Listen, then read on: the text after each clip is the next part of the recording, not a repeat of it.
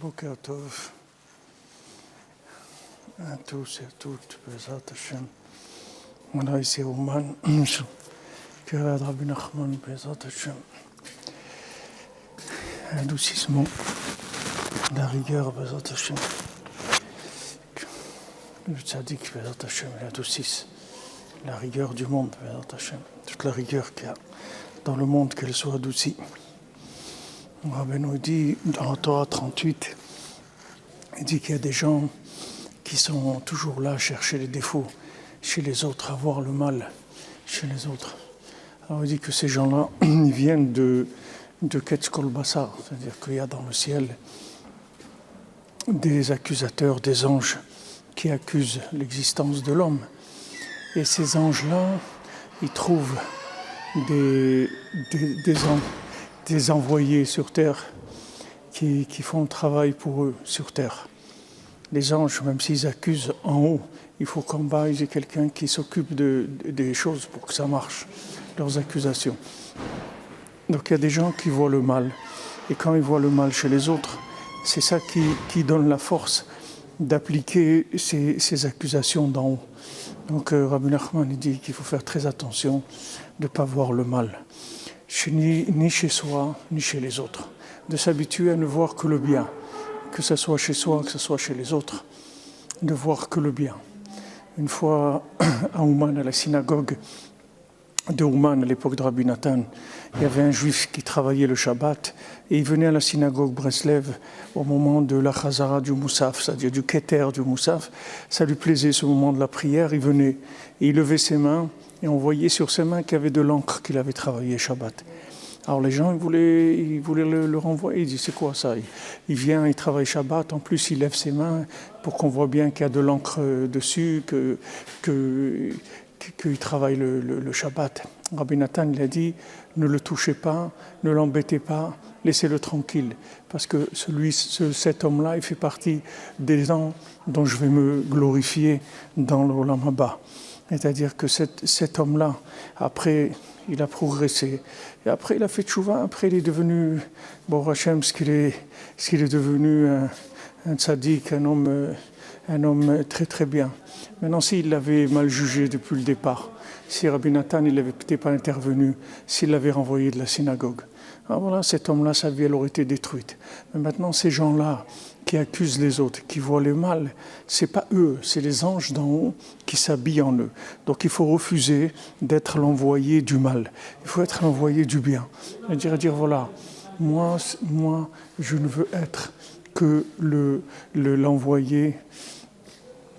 l'envoyé spécial du bien.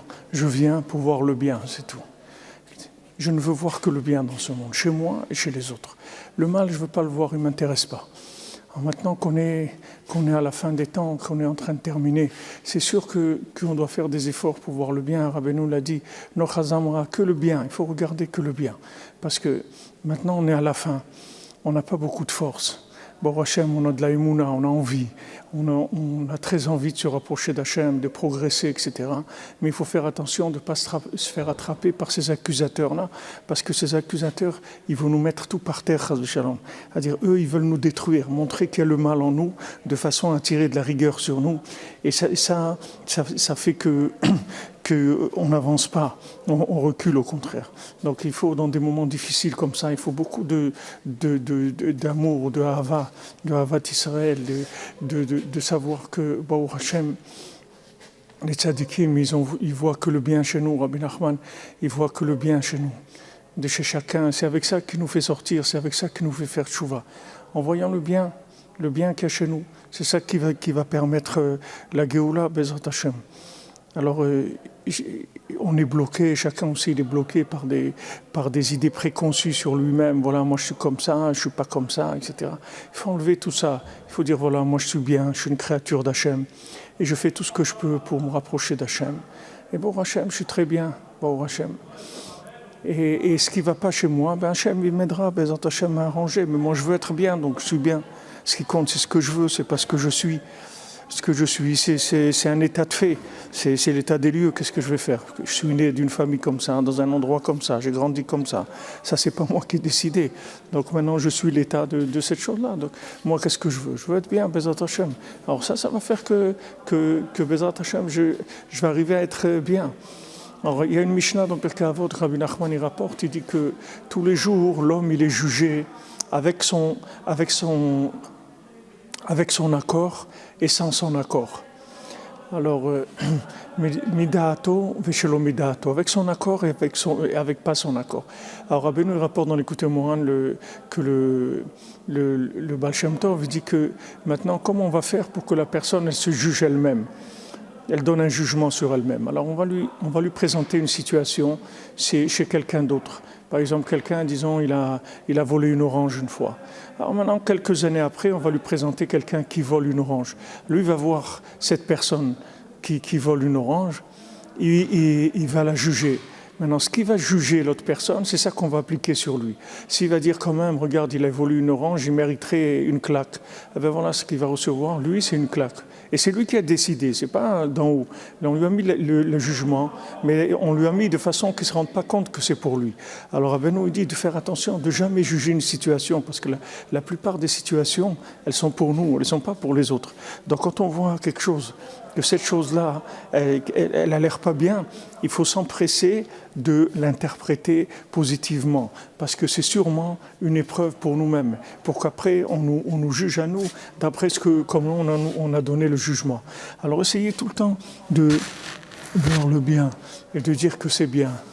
Que bon Hachem l'homme Israël il est bien et qu'il y a du tov, que ce tov là il essaye de sortir. Et maintenant tout ce qu'il y a de pas bien, ça c'est pas, on n'en parle pas, c'est pas intéressant. Ce qui est intéressant c'est le bien. Rabbi nous dit qu'avec un point positif, ça suffit pour sauver une personne. Un point positif.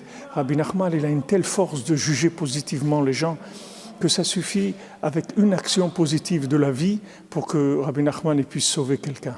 Donc c'est pour ça que Rabbi Nachman il retarde un petit peu la venue du Mashiach, c'est pour que chacun puisse s'intégrer dans le bien, Béhémet, en étant jugé positivement par le tzaddik. Alors le monde entier va s'inclure dans Hachem, Bezat Hachem. Et ça c'est l'honneur d'Hachem.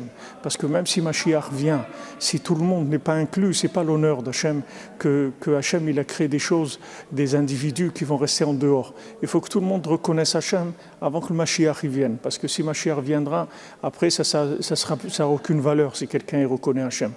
Donc c'est dur, ça traîne, parce qu'on veut que tout le monde, Bezat Hachem, ait le mérite de pouvoir couronner le Mashiach.